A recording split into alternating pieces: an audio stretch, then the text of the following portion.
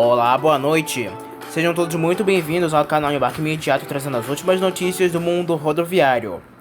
A ANTT, a Agência Nacional de Transportes Terrestres, por meio da Superintendência de Serviços de Transporte Rodoviário de Passageiros, publicou algumas decisões na edição do Diário Oficial da União desta terça-feira, dia 30 de janeiro de 2024.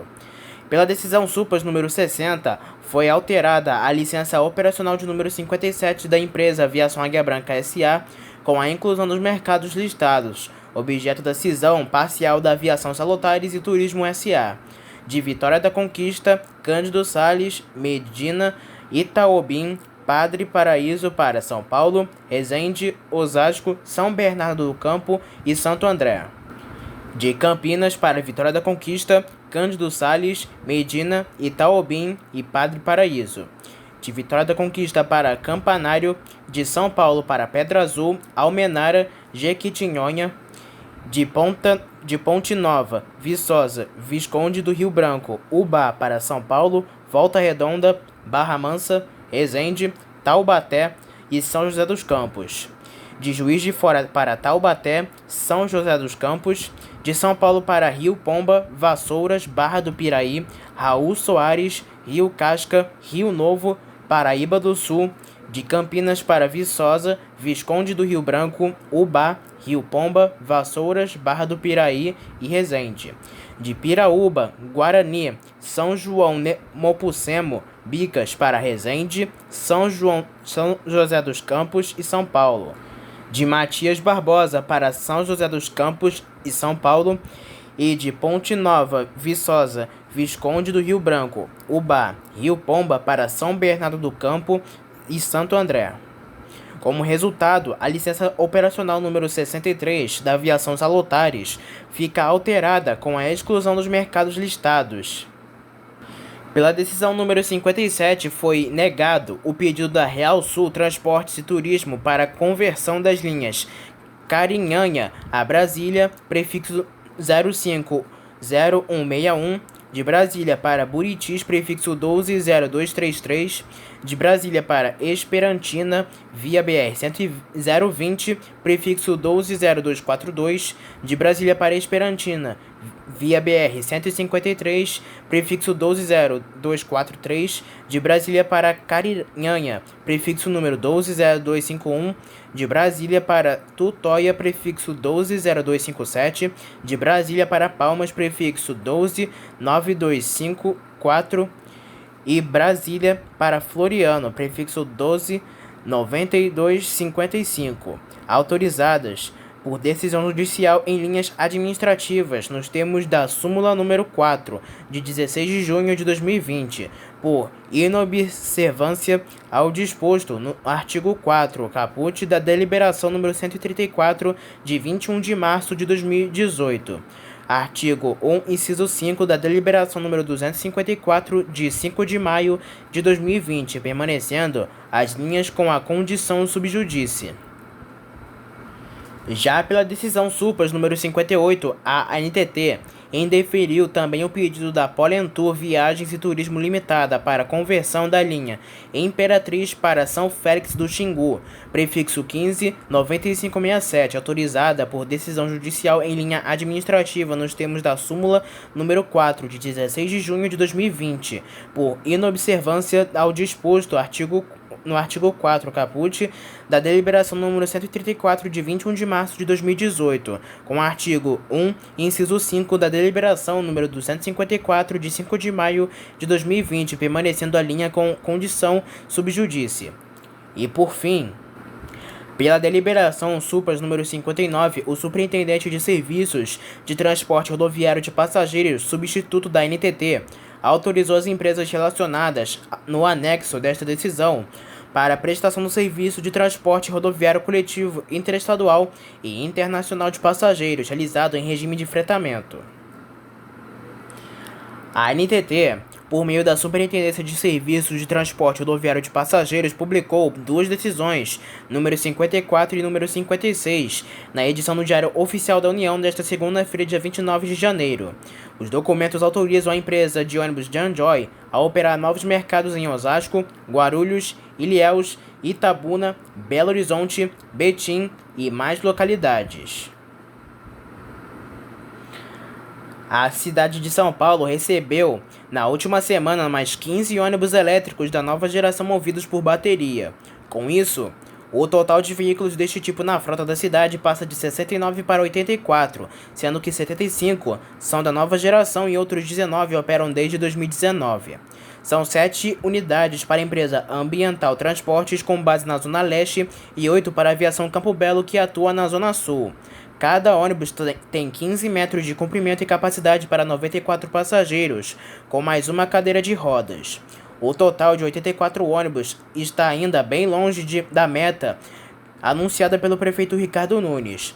Não se concretizou o anúncio de 600 ônibus elétricos circulando até o fim de 2023, feito em 18 de novembro do ano passado pelo prefeito Ricardo Nunes durante a entrega das únicas 50 unidades da nova geração em operação na cidade até agora. A própria SP Trans e a Enel, distribuidora de energia elétrica, admitiram que nenhuma obra foi feita até o momento nas garagens e imediações para comportar a necessidade de carregamento das baterias destes veículos. A situação é tão grave que um estudo da ANTP mostra que com o atual padrão da rede de distribuição na cidade de São Paulo, que é de baixa tensão, se 50 ônibus elétricos carregarem as baterias ao mesmo tempo, inclusive na madrugada, pode faltar eletricidade nas casas das pessoas, comércios e hospitais. Isso porque energia tem, mas a rede não dá conta. A autonomia das baterias destes novos ônibus é entre 200 e 250 km. As unidades possuem ar-condicionado, Wi-Fi, tomadas USB para carregar celulares. Em 2021, a estimativa da prefeitura era de que 1,6 mil ônibus elétricos seriam colocados na cidade até o fim de 2023 e mais 1.000 até o término de 2024, totalizando 2,6 mil unidades. Em 24 de agosto de 2023, Nunes havia falado num evento de revendedoras de veículos em São Paulo que neste ano seriam 800 ônibus elétricos circulando. Em agosto de 2023, afirmou em entrevista em coletiva numa agenda pública, disse que previa a implantação de pelo menos uns 650 ônibus elétricos em operação na cidade até o fim do ano. E em 18 de setembro de 2023, em frente ao estado do Pacaembu, durante a apresentação dos primeiros 50 ônibus elétricos da nova geração, o prefeito Ricardo Nunes havia reafirmado que a cidade teria entre 600 e 650 ônibus a eletricidade, movidos por bateria, até o fim de dezembro de 2023. Em nota, a Eletra informa a linha de produtos que disponibiliza para o mercado. Toda a linha Eletra é produzida numa área industrial de 27 mil metros quadrados na Via Anchieta, São Bernardo do Campo, coração industrial da Grande São Paulo. A nova fábrica entrou em operação em maio de 2022 e tem capacidade de produzir 150 ônibus elétricos por mês ou até 1.800 por ano, podendo aumentar essa produção em 50% dependendo da demanda. A ampliação das instalações faz parte de um plano de investimentos, cujo objetivo é posicionar a empresa como a principal indústria nacional de veículos elétricos pesados, diz a companhia. A Prefeitura de São Paulo criou uma comissão formada por integrantes da Secretaria da Fazenda para analisar propostas de financiamentos de ônibus elétricos que devem ser apresentadas em um chamamento público lançado pela administração municipal. A comissão vai verificar os envelopes e documentos entregues por instituições de financiamento interessadas em participar do procedimento. As entregas devem ocorrer nesta terça-feira, dia 30 de janeiro. O financiamento será de R$ 250 milhões. Enquanto isso, a eletrificação da frota de ônibus em São Paulo não avança, como anunciado pelo prefeito Ricardo Nunes, e o motivo não é a falta de dinheiro. Há R$ 5,75 bilhões em financiamentos previstos entre instituições públicas e privadas, mas não há infraestrutura para os ônibus elétricos. O total de ônibus com baterias subiu na última semana de 69 para 84, bem longe da meta de 2,6 mil prevista para o fim de 2024. O anúncio de 600 coletivos feito pelo prefeito Ricardo Nunes para o final de 2023 não se cumpriu. O acordo entre as viações e a Enel X não foi para frente. como o previsto também. A SP Trans e a Enel admitiram que nenhuma obra foi feita nas garagens e na rede elétrica para aumentar a potência, e a situação é preocupante. Um estudo da ANTP mostra que, com o atual padrão da rede de distribuição na cidade de São Paulo, que é de baixa tensão, 50 ônibus se 50 ônibus elétricos carregarem as baterias ao mesmo tempo, inclusive na madrugada, pode faltar eletricidade nas casas das pessoas, comércios e hospitais. Isso porque a energia tem, mas a rede não dá conta. A Marco Polo iniciou a entrega das primeiras unidades do lote de 473 ônibus adquiridos pela BS Bus Mobilidade no Distrito Federal. É uma das maiores vendas da companhia para um único cliente no Brasil no segmento de urbanos. Os veículos do modelo urbano Torino serão utilizados nas operações de transporte público do DF. A venda foi intermediada pela Topline, representante da Marco Polo responsável por atender o mercado na região além dos estados de Tocantins e Goiás. Os ônibus Marco Polo Torino atendem às especificações do órgão e gestor e governo do Distrito Federal. Do total, 426 unidades contam com 3 portas e 47 com 4 portas. Os veículos têm chassi Mercedes-Benz OF 1721 Euro 6 e poltrona City estofada com encosto de cabeça e elevador para total acessibilidade. Os veículos têm ainda sistema de tecnologia embarcada e EcoDrive, monitoramento por GPS, portas com sistema pneumático, câmeras internas, piso Teraflex, antiderrapante e anti-ruído, anjo da guarda e freios ABS. Fundada em 1957, a Expresso São José iniciou operações em Goiás.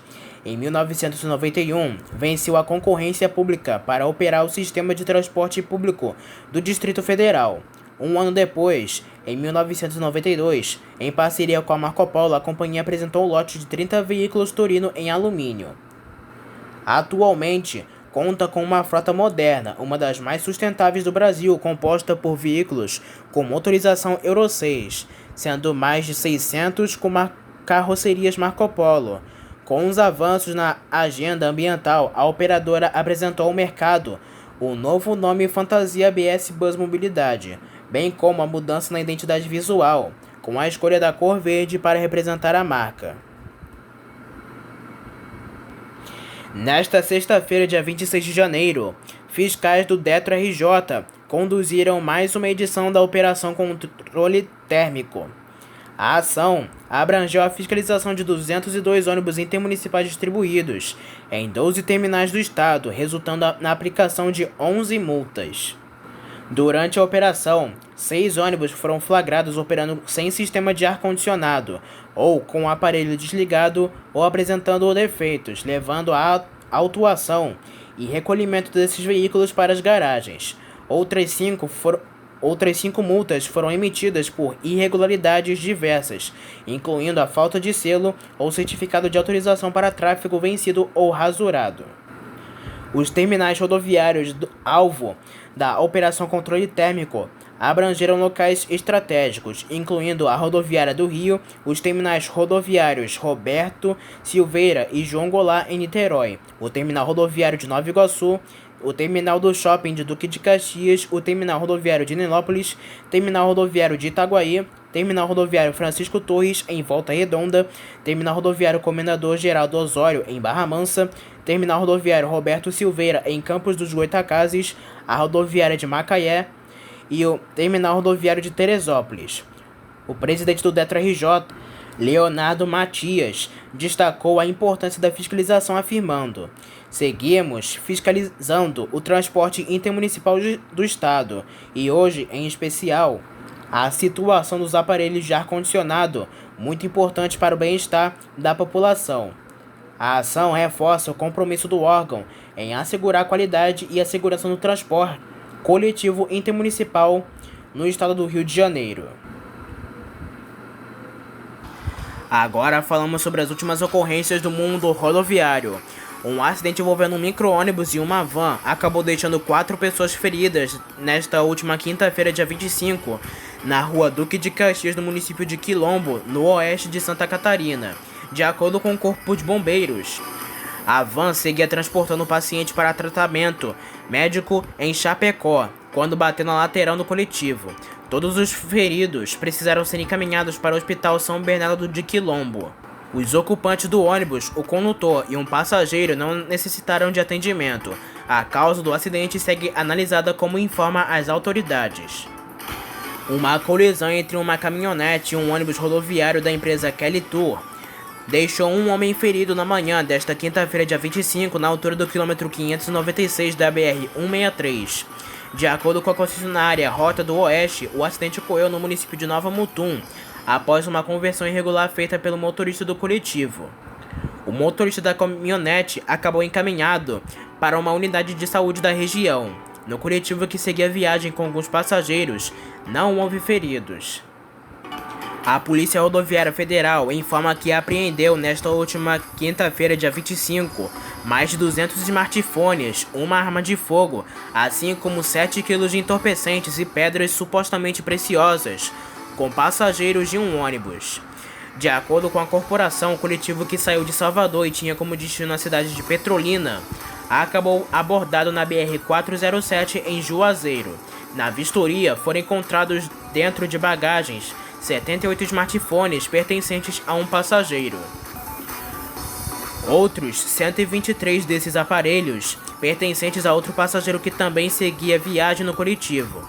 Nenhum deles apresentou documentos que comprovassem a origem da mercadoria, totalizando 201 aparelhos eletrônicos sem nota fiscal. Logo após, um outro ônibus interestadual recebeu ordem de parada. Na verificação, a equipe abordou uma passageira após encontrar 4 quilos de pó entorpecentes em sua bagagem. Ela confessou que iria receber um valor de dinheiro para levar a droga de Goiânia até Fortaleza. No mesmo veículo, foram encontrados no bagageiro superior interno uma bolsa preta com 11 pacotes de substância análoga de skunk, um total de 7,8 quilos, além de uma pistola calibre 380 de 15 munições. O responsável não foi identificado no local, sendo apreendidas somente a droga e a arma. Seguindo com a verificação, os policiais identificaram um outro passageiro que transportava pedras semelhantes à esmeralda.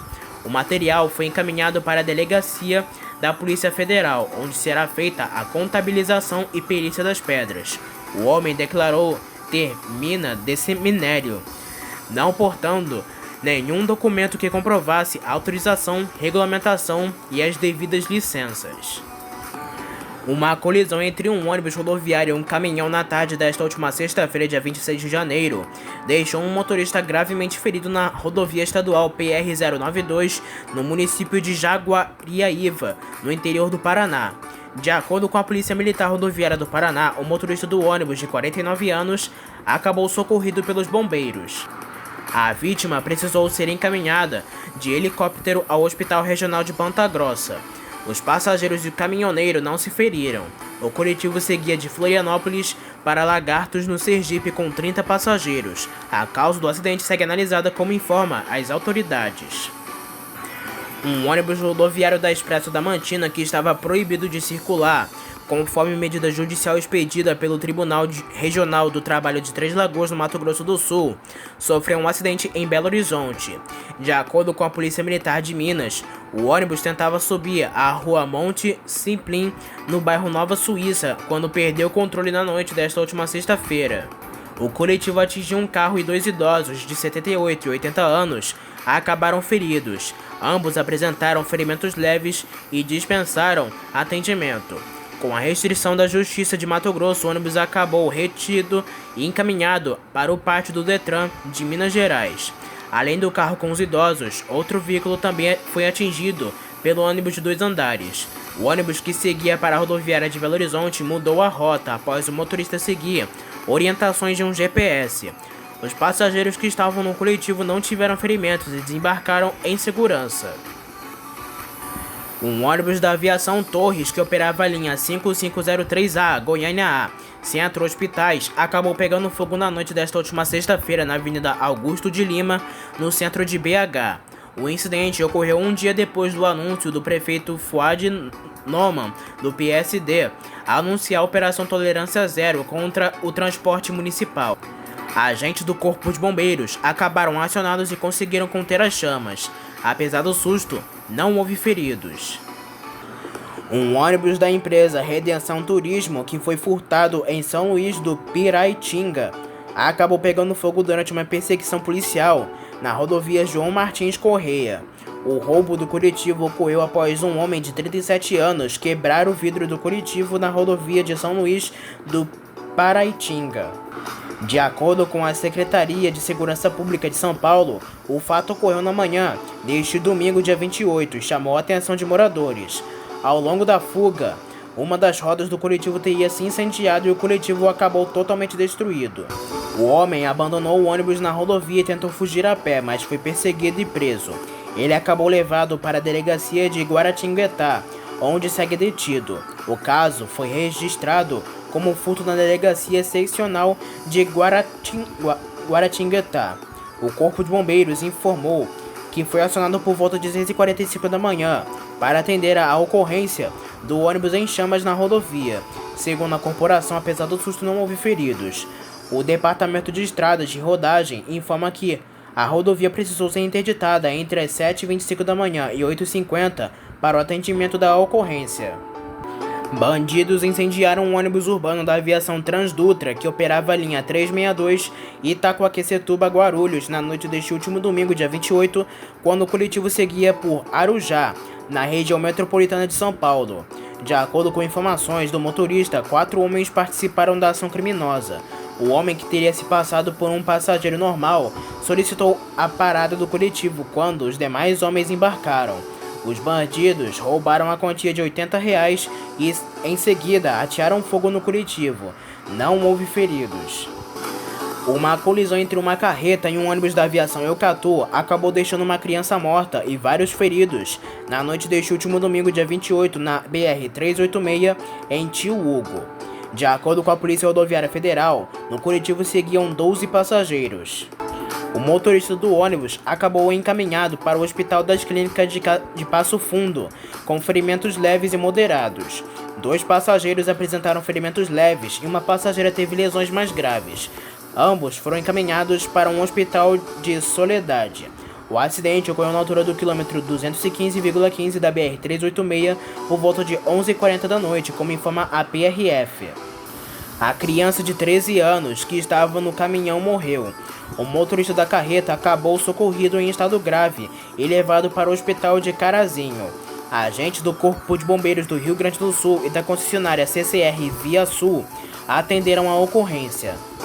Uma colisão entre uma moto e um ônibus acabou deixando um morto na tarde desta segunda-feira, dia 29, na BR-267, na cidade de Leopoldina, no interior de Minas Gerais. De acordo com a Polícia Rodoviária Federal, o acidente ocorreu na altura do distrito de Tebas e chamou a atenção de quem passava na região.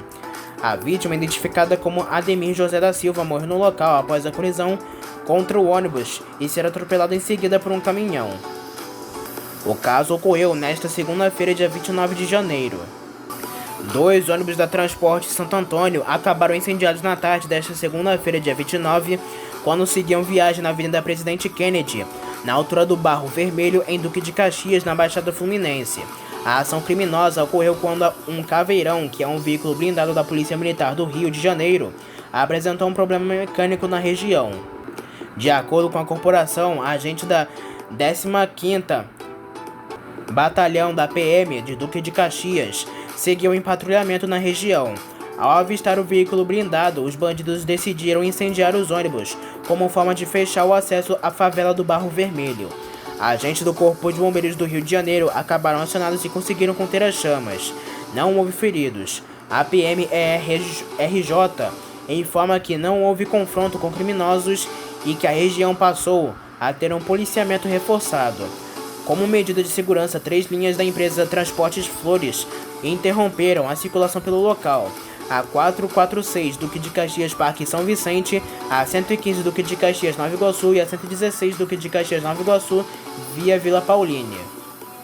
Um ônibus urbano acabou pegando fogo na manhã desta terça-feira, dia 30 de janeiro, quando trafegava pelo bairro do Belenzinho, na zona leste de São Paulo, chamando a atenção de moradores. Agentes do Corpo de Bombeiros de São Paulo informam que a corporação foi acionada por volta de 8h35 da manhã. A linha que o coletivo fazia não foi informada. Apesar do susto, não houve feridos.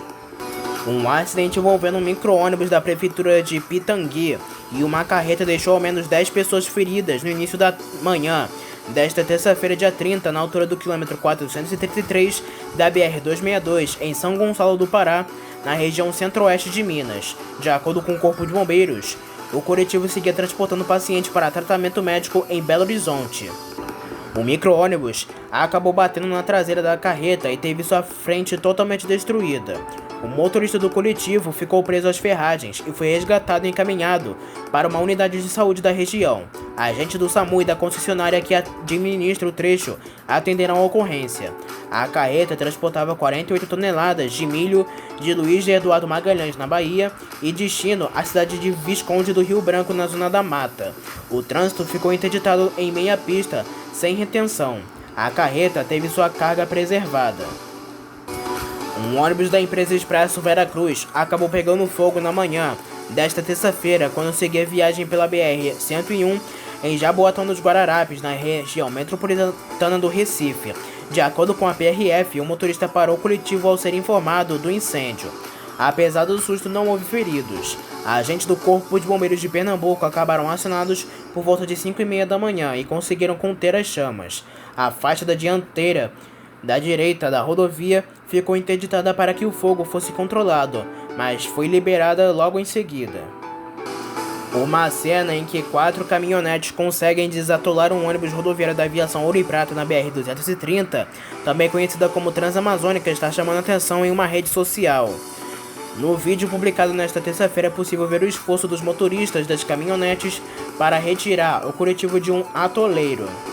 Após ser retirado do atoleiro, o coletivo pôde seguir viagem em segurança. Os ônibus realizam viagem entre o município de Rourópolis e Altamira, no interior do estado do Pará.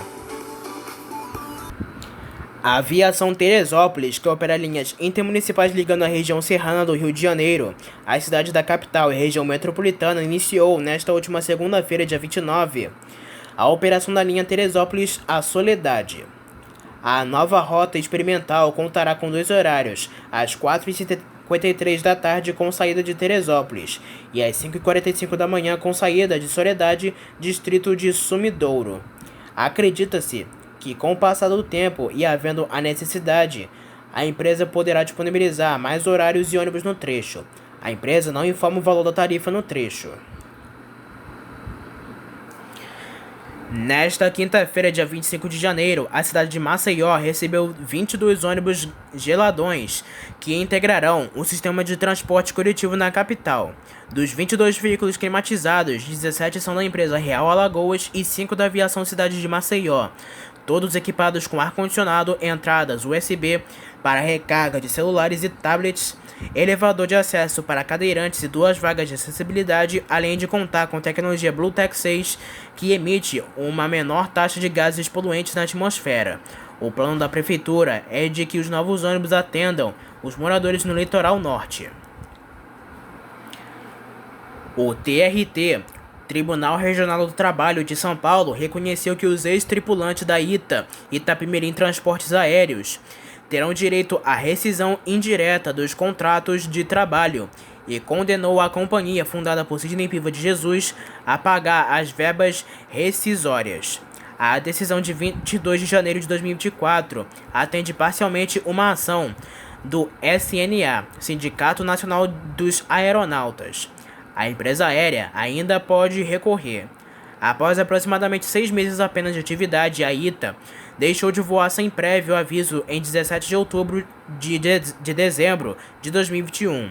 Em torno de 131 mil passageiros foram prejudicados e até hoje pedem na justiça ressarcimento dos valores dos bilhetes e indenizações por dano moral. Em nota, o SNA diz que a paralisação abrupta das atividades foi levada em conta na decisão e que a ITA já havia sido condenada a outros pagamentos. A sentença parcial reconhece o encerramento abrupto das atividades da empresa em 2021 e o reiterado descumprimento de diversas obrigações contratuais, como o pagamento dos salários, vale alimentação, diárias e recolhimentos do FGTS. Em novembro de 2022, através de uma liminar requerida pelo SNA, a Justiça liberou o saque do seguro-desemprego e do FGTS nesta mesma ação. Em outubro de 2023, a Itapemirim também foi condenada a regularizar os pagamentos dos salários e dos depósitos do FGTS dos tripulantes em outra ação coletiva movida pelo SNA. A decisão não atinge os ex-funcionários do Grupo Itapemirim, que engloba as empresas Itapemirim e Caiçara, do segmento de ônibus rodoviários interestaduais. O grupo teve a falência decretada em 21 de setembro de 2022, o que não envolveu a empresa aérea. A experiência dos ex-trabalhadores dos ônibus rodoviários está basicamente em duas frentes: no desempenho da empresa Suzantur, que criou a nova Itapemirim para operar as linhas que eram de responsabilidade das falidas, e no sucesso dos leilões de ônibus, imóveis e outros bens da marca.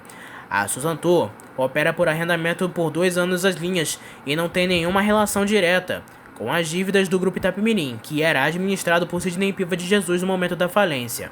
Porém, a Justiça autorizou o arrendamento das operações pela Suzantur justamente como uma forma de obtenção de recursos para os credores. As dívidas totais do Grupo Itapemirim giram em torno de 2,2 bilhões de reais, contando tributos, débitos trabalhistas com fornecedores, bancos, entre outros. A fase atual de bens do grupo deve ter encerramento em março deste ano de 2024. A ITA foi criada por Sidney Piva sob suspeita de crimes financeiros, o que o empresário nega. A Justiça analisa denúncias de que, de forma fraudulenta, Piva teria desviado 46 milhões de reais das empresas de ônibus para constituir a ITA. Assim, dependendo das decisões judiciais sobre o caso, a ITA pode se tornar a devedora do Grupo Itapemirim. Em 11 de julho de 2023, o juiz de Oliveira Rodrigues Filho, da Primeira Vara de Falências e Recuperações Judiciais, decretou a falência da ITA, Itapemirim Transportes Aéreos. O magistrado atendeu a um pedido de um dos credores da ITA aérea, da Travel Interactive Technology do Brasil Soluções em Software Limitada. Mas em 18 de agosto de 2023, os embargadores humanistas da primeira Câmara Reservada de Direito Empresarial do TJSP atendeu o recurso da ITA e suspendeu a decisão em primeira instância que havia decretado a falência da empresa aérea fundada por Sidney Piva de Jesus. O despacho não se estende às empresas de ônibus do Grupo Itapemirim, que continuam com arrendamento de linhas pela companhia Suzantur no ABC.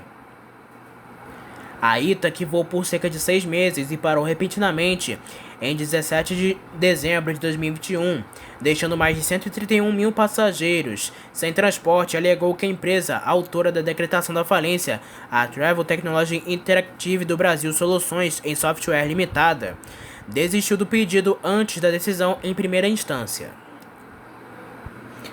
A capital mineira, Belo Horizonte, celebra a recente edição de 567 novos ônibus à sua frota de transporte público, ultrapassando as expectativas estipuladas pela Lei número 11.458/23, que inicialmente previa a inclusão de 420 veículos equipados com ar-condicionado, suspensão a ar e acessibilidade. Novos ônibus já circulam pelas ruas e avenidas da cidade, chamando a atenção com uma plotagem especial na traseira que destaca os números que superam a meta estabelecida. Com essa significativa atualização, mais de 70% da frota de Belo Horizonte agora oferece conforto adicional aos passageiros, proporcionando uma experiência de viagem mais agradável. A idade média dos veículos também diminuiu, passando de 6 anos e 8 meses para 6 anos e 2 meses desde julho.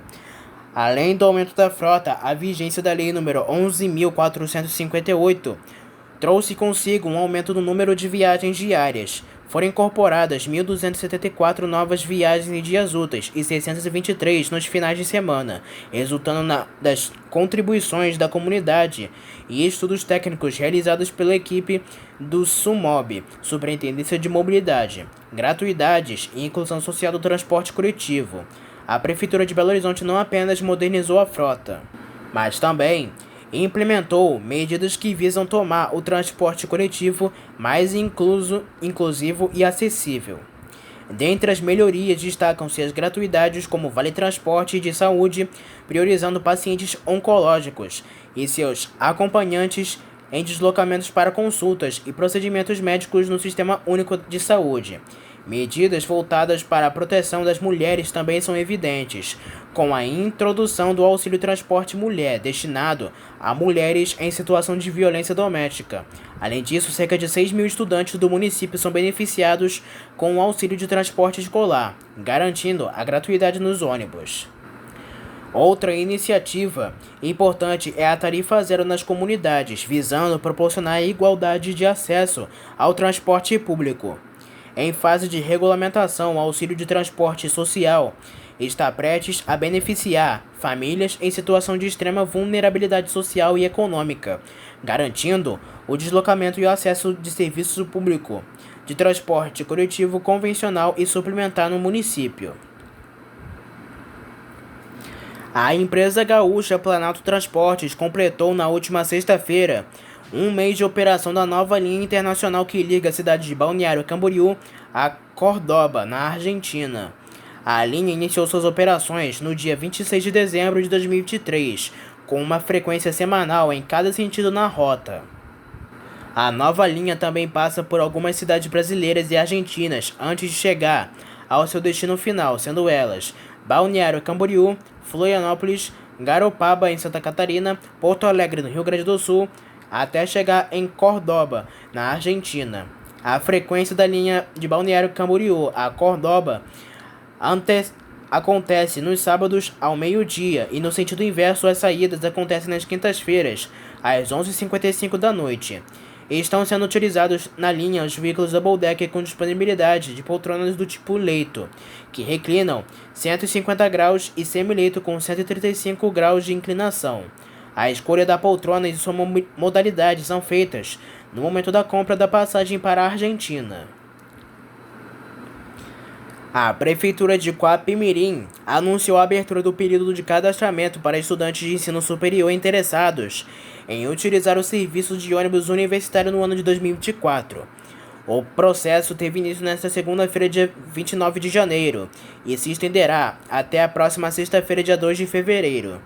O serviço, destinado principalmente aos estudantes que frequentam o ensino noturno, oferece rotas para diversos destinos, incluindo Teresópolis, Duque de Caxias, São Gonçalo e Niterói. Para realizar a inscrição, os interessados devem comparecer à Escola Municipal Maximino José Pacheco, localizada na rua Alcindo Guanabara, número 209, no centro de Guapimirim, durante o horário de atendimento, das 8 horas da manhã às 4 da tarde. É indispensável apresentar os documentos originais, incluindo carteira de identidade, comprovante de residência recente, comprovante da faculdade ou do curso de graduação e a grade horária do semestre. A iniciativa visa facilitar o deslocamento dos estudantes, contribuindo para o acesso ao ensino superior de maneira mais acessível e eficiente. A quantidade de passageiros transportados na cidade de São Paulo nesta última quinta-feira, dia 25 de janeiro, primeiro feriado de aniversário com tarifa zero nos ônibus municipais, subiu 19% em relação à média dos 3 últimos feriados, que também caíram em quintas-feiras, média de 2,9 milhões nos dias 7 de setembro de 2023, dia da Independência do Brasil, dia 12 de outubro de 2023 em Aparecida e dia 2/11 de 2023, dia dos finados. Estes 3 feriados usados na base de comparação não foram de aniversário da cidade, quando ocorrem muitas atrações que estimulam a circulação pela capital, mas são de datas em que as pessoas costumam sair mais de São Paulo para viajar, com exceção de finados, que registram um movimento maior nos cemitérios. Os dados são da SP Trans, que gerencia os ônibus da cidade, e foram divulgados nesta segunda-feira, dia 29 de janeiro. Em números absolutos, os ônibus de São Paulo com tarifa zero neste feriado de aniversário transportaram 3,4 milhões. Ainda de acordo com a SP Trans, se a comparação for feita com os domingos de 2023, o aumento de demanda no aniversário de São Paulo foi de 66%. E antes de finalizar, uma última notícia. A Prefeitura de Campina Grande anunciou que a primeira edição do Tarifa Zero do ano será no próximo sábado, dia 3 de fevereiro de 2024. A gratuidade é irrestrita, é apenas em todo o primeiro sábado de cada mês e envolve todas as linhas municipais. Criado em 2023, o Tarifa Zero de Campina Grande ocorreu em 2 datas antes do Natal.